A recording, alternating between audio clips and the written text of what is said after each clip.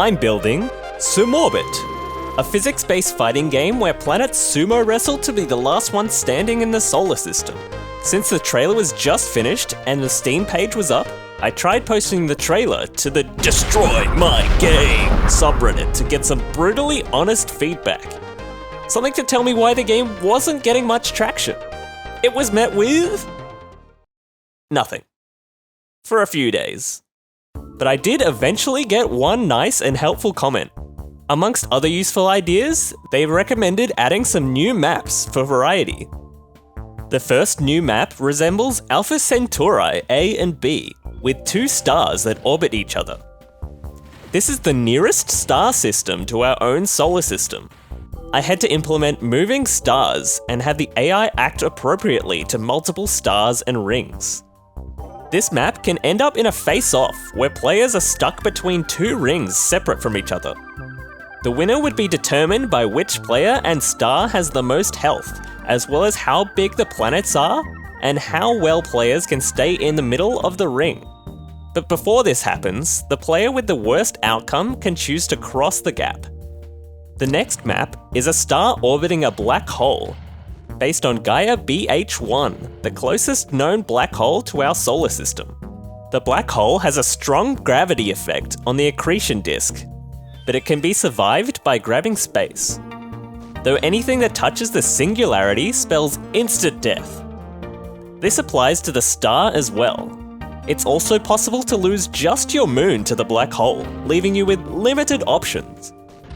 The third new map has a wormhole that can teleport players from one side of the map to the other with continued momentum. This can lead to some wacky situations, and a few bugs, where players could be teleported twice, or gain extra momentum from grabbing while being teleported. I had to add a condition to release all grabs on teleportation, to prevent the physics from breaking. At a playtest, Swait suggested that you should be able to grab and move the wormholes. This ended up adding an extra dimension of depth to the map. The final map has a dead star with a ring that can't be bounced off of, leading to a lot of one-hit KOs. But there are a couple of wormholes that can help you survive if you're lucky. Characters with high spin can survive more easily on this map. Maps are randomly selected from the map pool, but they can also be toggled on and off in the lobby settings. I implemented a smarter random system that will cycle through all maps in the pool, and then shuffle the pool once they've all been played. It also doesn't pick the same map twice in a row between shufflings. Now that you could customize character stats and more, I moved these options into their own submenu. It could be cumbersome to set your character up every time the game reloaded, so it made sense to make a system to save character presets. Once you've customized your character, you can give it a name and choose to save it as a new preset or override the currently selected one. I also added settings to change skins and toggle planetary rings, so it didn't matter which character you picked to start with. You can select presets from the regular character picker, but there's not much room for more than 8 pickers. So I added the ability to have multiple pages that you could press spin buttons to toggle between. Hi, I'm Oscar, and I'm composing music for Sumorbit. After considering a wide variety of musical styles, Jet and I decided 60s and 70s synthesizer music was going to be a strong sonic inspiration.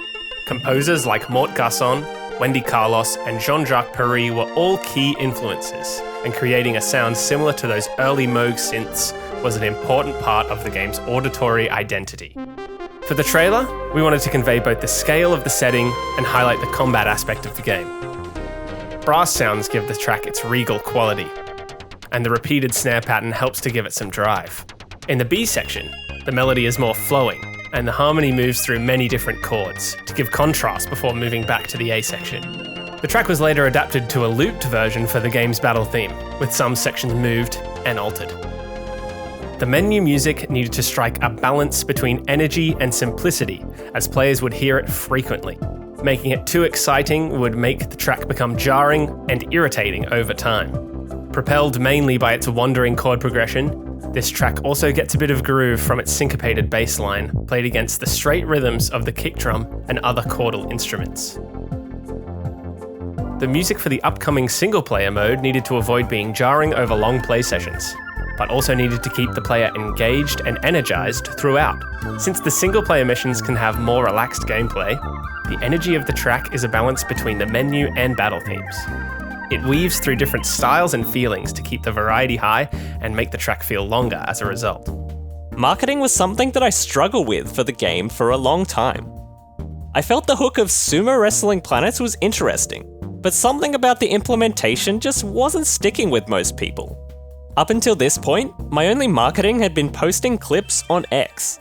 None of the clips had really gone outside the small circle of Smash Bros. Tournament players that had already playtested the game. Someone at a game dev meetup convinced me to try more on YouTube. I had success on YouTube in the past, making stop-motion animations on a different channel. So I decided to make a short video outlining design decisions made to avoid defensive play in the game. This video got a little more reach, so I thought about giving devlog videos a go.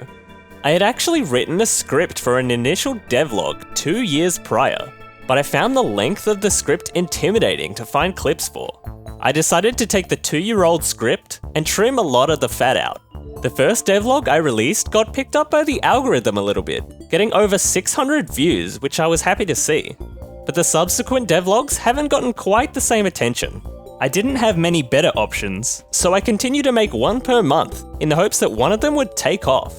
Just when I thought the game wouldn't find much success, I decided to try something else. Inspired by the meteoric rise of pirate software, I decided to make YouTube shorts from devlog video clips. They actually started to see some success, many getting over 2,000 views. I also posted them to TikTok, but they haven't got quite the same attention so far. I've still got a long way to go for the game to see proportional success to the amount of effort that I've put in. But it is nice for the game to get some attention from people outside of my circle. Since I wasn't playtesting at Friday Night Smash anymore, I started going to some different events where I could playtest, including the monthly Couch Warriors Queensland Ranking Battle, a tournament for a bunch of fighting games, not just Smash Bros. Though it got a little attention from other FGC players, it didn't really stick for anyone outside of the Smash Bros. Players that I already knew.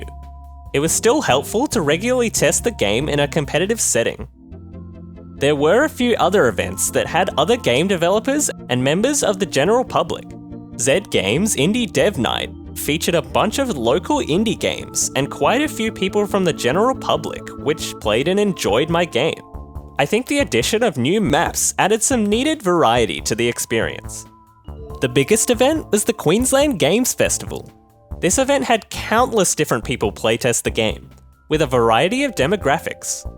A lot of people would put it down after one best of 5, which made sense since there were a lot of other games to try, but it was still a bummer not having enough of a hook for people to keep playing.